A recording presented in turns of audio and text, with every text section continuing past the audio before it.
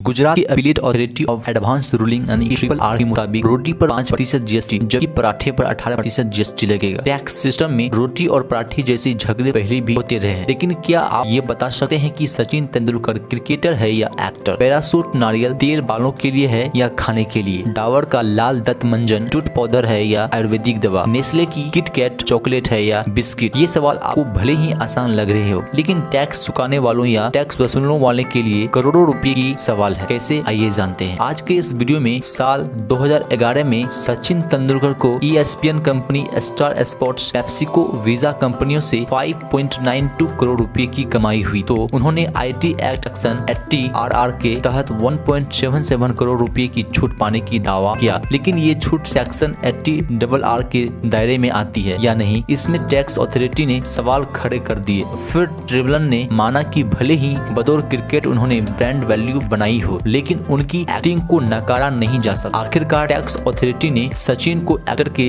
दावे को स्वीकारा और उन्हें सेक्शन 80 RR के तहत टैक्स में छूट दी गई। मेरिको कंपनी का पैराशूट नारियल तेल जाना माना ब्रांड है, जिसे कंपनी ने एडिबल ऑयल की कैटेगरी में रखा ताकि एक्साइज ड्यूटी कम देनी पड़ी। लेकिन टैक्स अथॉरिटी ने इस पर आपत्ति जताते हुए कहा कि इसे कॉस्मेटिक्स हेयर ऑयल की कैटेगरी में रखना चाहिए और 8% तक एक्साइज ड्यूटी वसूलना चाहिए। वहीं ट्रिब्यूनल ने पाया कि पैराशूट कोकोनट तेल को कहीं भी हेयर ऑयल के दावे के साथ नहीं बेचा जाता। लोग इसे हेयर ऑयल के रूप में इस्तेमाल करते हैं, सिर्फ इस वजह से कि ये हेयर ऑयल नहीं हो जाता। इसलिए ट्रिब्यूनल ने पैराशूट कोकोनट को ऑयल को खाने के तेल की श्रेणी में रखने की अनुमति दे दी। बाद में कंपनी में पैराशूट एडवांस लॉन्च किया, जिसमें हेयर ऑयल की कैटेगरी में रखा गया। दरअसल डाबर लाल दंत मंजन को कॉस्मेटिक्स के वजह आयुर्वेदिक दवा की कैटेगरी में रखा गया। टैक्स अथॉरिटी ने इसे चुनौती देते हुए कहा कि ये टूथ पाउडर है जो दांतों की सफाई के लिए इस्तेमाल किया जाता है, इसमें किसी भी बीमारी का इलाज नहीं होता। फिर ओडिशा हाईकोर्ट ने 2003 में डाबर टैक्स की याचिका पर फैसला सुनाते हुए टैक्स अथॉरिटी के तर्कों को सही माना और आदेश दिया कि डाबर लाल दंत मंजन को